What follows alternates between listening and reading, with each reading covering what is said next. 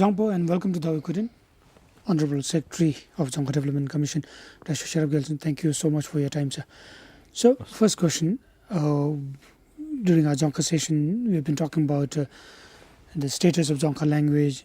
Not only that, we've been talking about certain issues that are so pertinent to you personally, and now that you are soon going to superannuate, your plans in future. But to begin with, like in Dzongkha, let me start by asking if Dzongkha is really a difficult language, because we have so many people in our country who feel that our national language is a very difficult language, and that they have problems in learning and using Dzongkha as our language.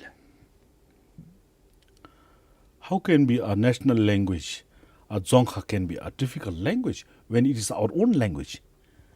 And when English is not our language, why don't we find English as a difficult language? I mean, this is the question that we must ask. It's all up to thinking. It's all up to the thinking. And then the system that we have. Because right now, we learn more in English in schools. In Dzongkha, it's just one subject and one period. So naturally, people will find difficult because you learn less. At the same time, then all the the television and internet and Facebook and books and and commodities all are bringing from outside, and these are all in English. So the utility in the office and then the learning in the school, so it's more in English. So that's why Bhutanists are saying that Dzongkha is difficult subject. But as it was mentioned by one of the linguists or one doctor, I think professor, mentioned that he finds the Dzongkha language is not a difficult. In fact, English is more difficult language. Dzongkha is not a difficult language. So in order to prove that, we are having one program. I mean, just recently started. One professor from France, he's a Japanese, Dr. Imaida, is teaching, is just on trial basis. He will be teaching Dzongkha or Chökye for about 52 hours. And then after 52 hours, he will make sure that a person can read, write well in Chökye as well as in Dzongkha. Who are those the participants we have, it's in open on the first come first serve basis. So there are about five, six non-nationals, and then rest are nationals who do not know anything about the Dzongkha. They have to start right from Ka, Ka, Gang. So are you saying that we Bhutanese are not putting in enough efforts to learn Dzongkha? No, I would say in order to put effort, you have to have a certain system. In schools, we don't have a system of learning Dzongkha. Mathematics is being taught in English. History is taught in English. All subjects are taught in English. In Dzongkha, it's just one language and one subject and one period in a day. So how do you expect your students and children to come up well with the Dzongkha? That's not fair. Yes. Your expectation is something different, and in practice, is different.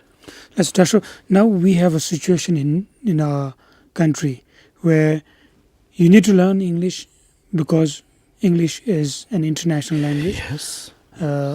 You need to know English to get employed, even within our country, Agreed. own country. Agreed. If you know Dzongkha more than English, there are lesser possibilities of getting employed. Yes. So these are some of the fears that people have, and people may not be putting in enough efforts to know and learn Dzongkha. Yes.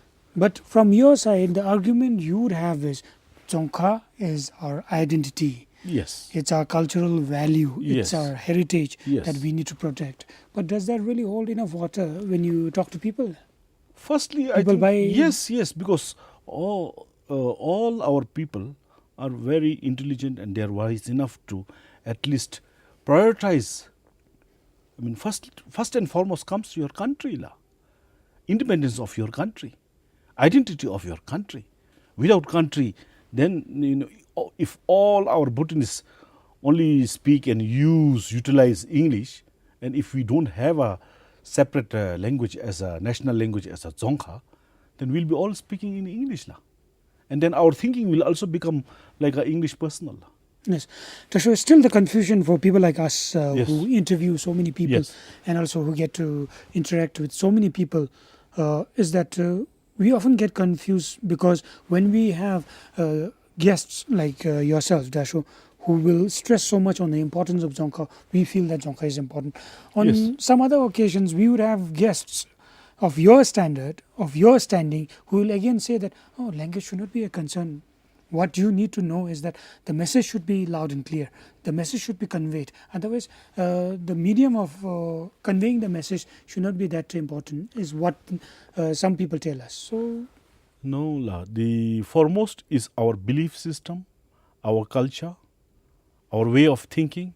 That comes the foremost, La. Because we have 7 billion people in the world, and all are not English personal. This world is beautiful because of so many different kinds of languages, so many races of people living together harmoniously. This is the beauty of it. And don't you think, as a Bhutan and a Bhutanese, that you have to have your own identity as a Dzongkha language and then a way of thinking? We believe in our past life and then present life and future life. Don't you think that these are important to maintain as a Bhutanese? And if you have to maintain, yes. if it has to be maintained, then we have to learn through our own language. Yes. And So- I'm not saying that English is not important. Of course, as you have said, that both languages are important. So, Dasho, with the kind of attitude that you have, for last 5 years, having been appointed as the Honorable Secretary of Dzongkha Development Commission, what have you achieved? Well, as I have said in the Dzongkha session, to achieve something, it depends on a lot other factors. It is not in a single-handed. And when you fail, probably you fail by yourself. But if you achieve, it has to be achieved through many composition of factors and elements. So I would say that by being coming into as a Dzongkha Development Commission Secretary, at least I feel that this would sound that I'm just boasting my achievements, but since you asked me the question, I would like to say that at least I think now the students and then the people of Bhutan are at least aware that, oh, Dzongkha is lacking behind. Now we need to promote. One day we will be losing our own culture and identity. This awareness is there already now. I think this is one of the achievements, because then they start worry. Then they may push forward. Yes. What kind of political will and support are you getting? Because I've seen on so many occasions people talk about the importance of Dzongkha, but then in reality, what is said is not really practiced. Yes, as I have said in a Dzongkha session, that each individual has a different way of thinking and perception. Probably I could be wrong sometimes. At this stage, I feel that when the things do not move according to your plans and policies and then the proposals that when you have laid down, when things do not move according to that, you start feeling that maybe that I'm wrong now. Maybe, probably that maybe I'm just in a small pond, frog. This is the kind of a feeling that I'm getting sometimes, because this issue is nothing to do with the community and then the people in general. It is to be decided by in the policy. It's the government who should decide. If government sees that all our Bhutanese children are lacking behind in the Dzongkha language, then I think government should come up with the target by saying that after year so and so, all the Bhutanese who are passing through class 12 or graduating should equally have a language knowledge of Dzongkha language, writing skills, reading skills, and speaking skills as much as in English. I think this target should be laid out by the government, and then after that, education and then the Dzongkha Development Commission can then work on this. And for this, we have put up this in the past government, and as well as with the present government, we are putting up, but still not yet decided that this should be done. And when I have this kind of when I'm put in this kind of a silence, then I begin to feel that maybe what I'm doing is probably wrong. I'm start feeling that like that. But in general, people are all behind me coming, saying that you're not doing this, you have to do this, do this. I think I have made my voice very clear through media like television, radio, then Queen Cell, in the meetings, and it's loud enough. But if it is not been heard, then it's maybe something wrong to do with my idea, or maybe... But did anyone from the government, be it the present or the previous, did anyone from the government come to you and tell you that what you proposed or what you put forward is wrong? No. It is said, approved. Good, we will be doing this. We'll implement this. Then Then it has never been implemented. yes. And I have no hand in it now. I can't push forward further. You can only put up, but you cannot decide. Dzongkha Development Commission is a very small organization, just with 31 people. But Dasho, you could still send subtle reminders to the government. I think I have done enough. I have no more energies, and I am retiring also, as I have said in thing. I don't think I think I do not have any extra skills or extra energy now to go forward. I think I have done whatever I have, which I feel that conscience is clear. I feel that this is what is required. But when after 5 years also pushing this and speaking the same thing, and if the result is not coming out, it depends a lot on the Suriname of Bhutanese people, or is something that I'm doing is maybe wrong. So are you going to superannuate as a frustrated secretary of Dzongkha Development No, Commission? I have done my job. It is not necessary. Whatever I have proposed and whatever I have put up, that it is not necessary that it should come as a achievements. Not necessary. But my conscience should be clear that what I do is I have done my best. I will be retiring with the full satisfaction. I have done my job. And all the people that I meet are all saying that you're doing a good job. And this is what we require. So I will be retiring as a happy person. Okay. Dasho, now we have had enough discussions, or rather conversation on the issue of Dzongkha language. Getting a little more personal, what are your plans after you superannuate? What are you going to do? I have no plan as such. Because I believe that through so many years of my, spending in a various organization, I now come to the conclusion that things do not move as you plan actually. Yes. And to me, personally, I feel that you go along as it comes. So I'm just waiting that what will come. Yes. What will come now, yeah. So whatever comes your way, you're going to take it. Yes. Don't you have that apprehension of getting a little disoriented after you superannuate? That's a natural law. This will happen with everybody. If there is this glass of water and if it is not there, you will definitely feel, because there is a memory inside. So I have been enjoying the facilities of the government, receiving the salary, remuneration and vehicles and honors with patang and kapne.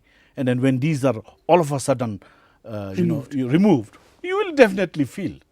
But this will in due course of time. This will normalize la. It's normal. It is natural. You should not feel any. This is a natural. Yes, at one time it will definitely. Yes. But in due course of time, it will normalize. So you said you're not going to become a Dasho farmer. Going back to the village. I cannot, because you know that we have worked for 37 years now in government service. And at this age, you expect me to go to farm and do hard labor?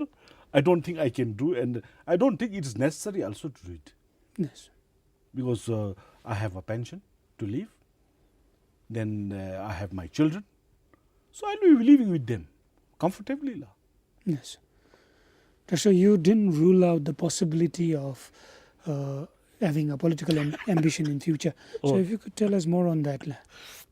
You are not saying no to politics yet. I have not thought over it. I have not decided. I mean, I would say that I have not yet decided because just now I'm still in a government service, so I'll be retiring soon.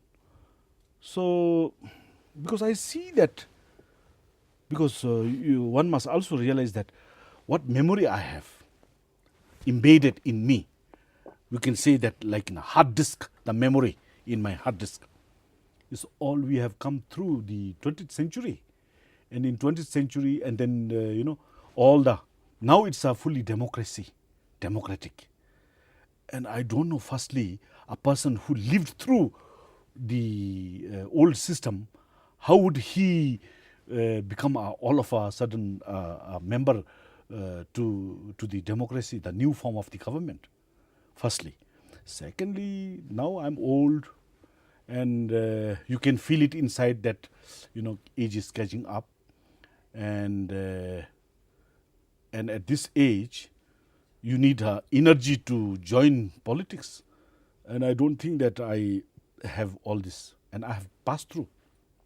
And then you must give this opportunity to all the young ones with skills, with the new knowledge. I think they can come in. But at the same time, if there be a case, if nobody is participating in this democracy, somebody has to come. In such a case, if it will never happen, but in such a case, who knows that I may decide. But right now,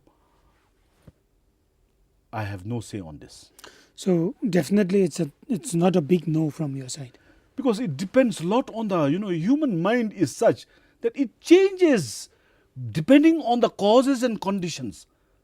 If I meet with someone else who will be talking about the flowers and flowers, I will be always thinking about the flowers. Then you talk about something about the politics, then I will be only thinking about the politics. So the human mind is a natural. Will change. Even if you say that I will not join just now, who knows, I may join. Even if I say that I will join, I may not join. This is just a possibility. Dasho, but you mentioned that you are too old now. Yes. And you may not have the energy. But people older than you also have already participated in this democratic process and elections, and they are still serving. Yes, so, but they may have different, it differs from person to person. It is not necessarily that, if your age qualifies, people still join. Yes, sir. But I thought while we talk about politics, the political energy, if you're referring to, is not something that one can never have it, or it's something that one would not actually feel the void even if you don't have it. The little energy that you have, and having passed through all the experiences, that should be good enough to take you to politics. Yes, if it benefits to the country, if some of the voters or if the members feel that by joining politics the country will be benefited, so and so, then I think then we can decide according to that. Yes. What about religious pursuit?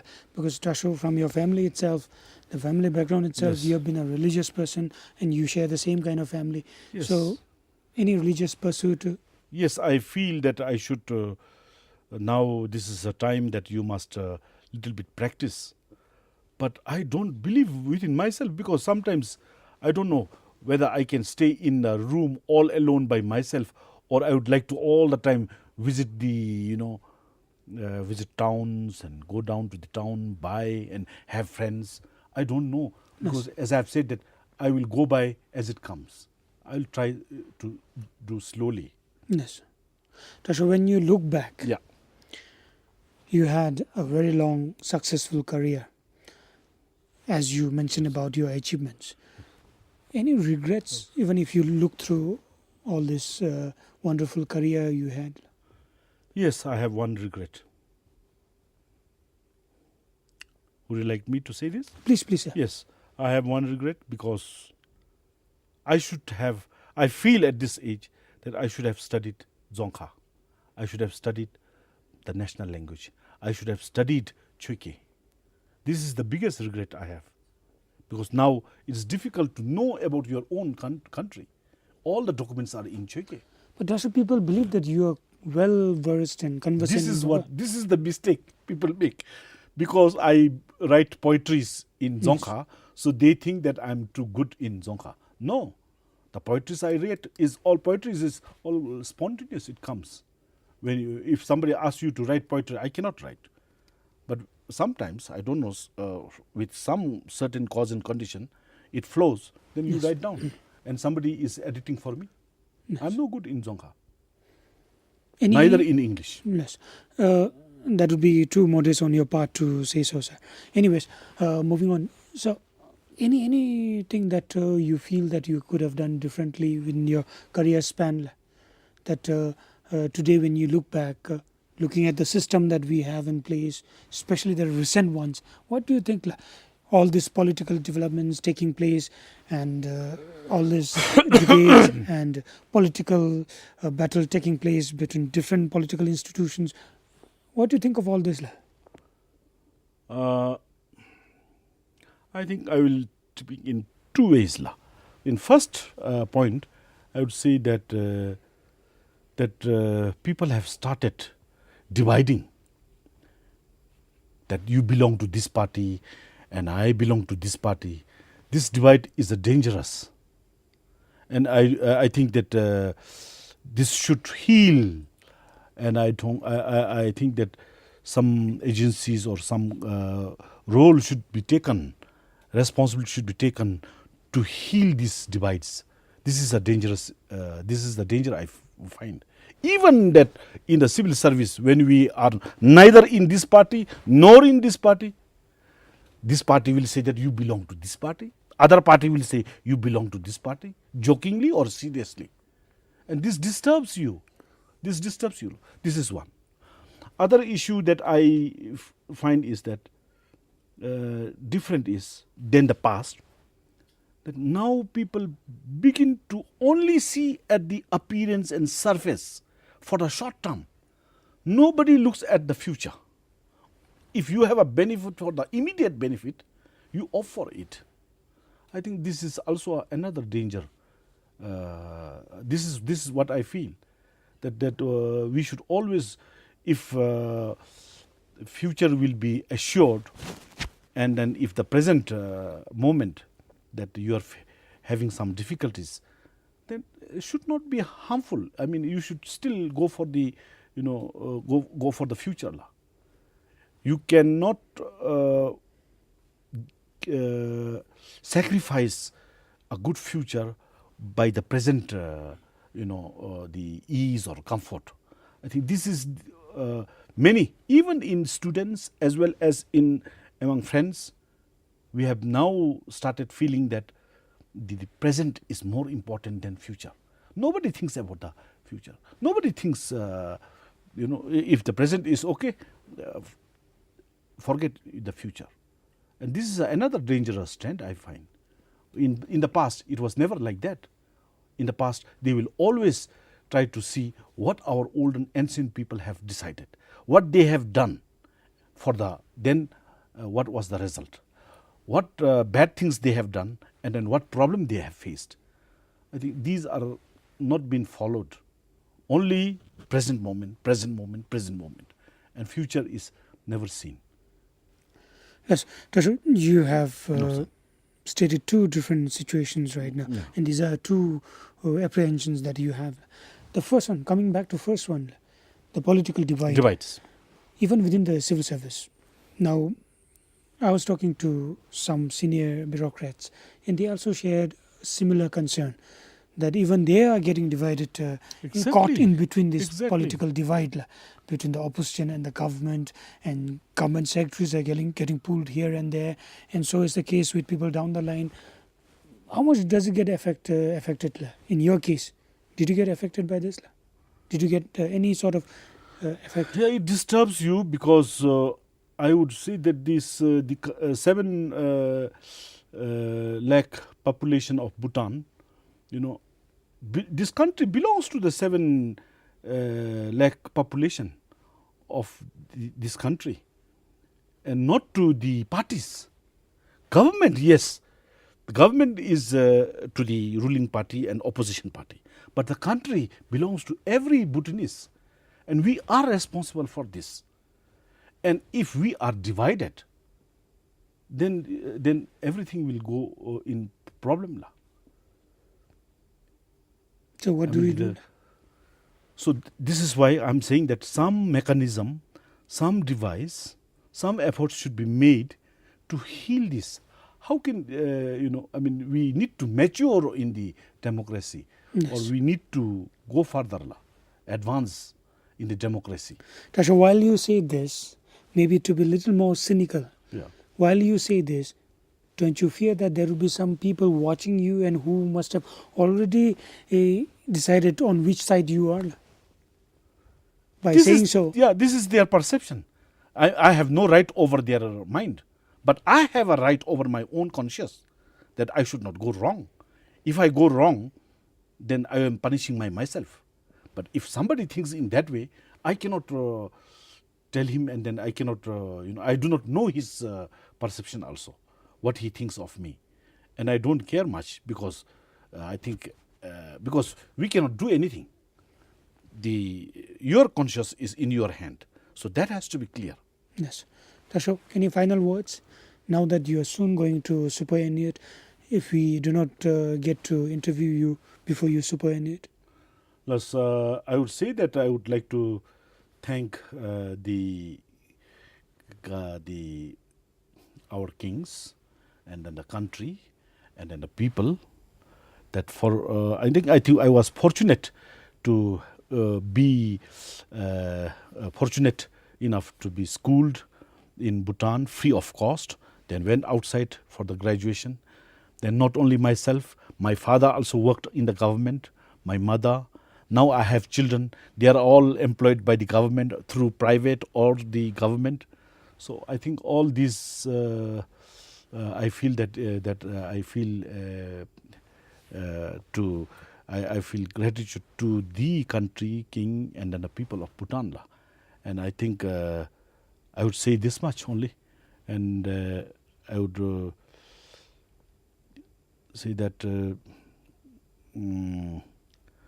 whatever it may be, but I think we should not divide, irrespective of the religion, status, races, nationality. Fundamentally, I think we are human beings. This is the number one. And every one of us objective is to enjoy happy life. Yes. And then every Bhutanese have the right to lead the life happily. Yes. I think this should be realized by everyone. And I'm just saying, not because that they don't know, but just because you are asking me this final question.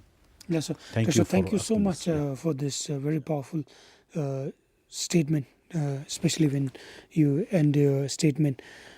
You have had a very successful career, and even after that, we would like to wish you all the best in whatever you do. And if there's anything that we come across that is to do with Dasho Sherub Gyeltshen, we will be looking for you, Dasho. Yes. Thank you so much. With this, we come to the end of Dawai Kudroen. Thank you so much for watching, and see you next Wednesday.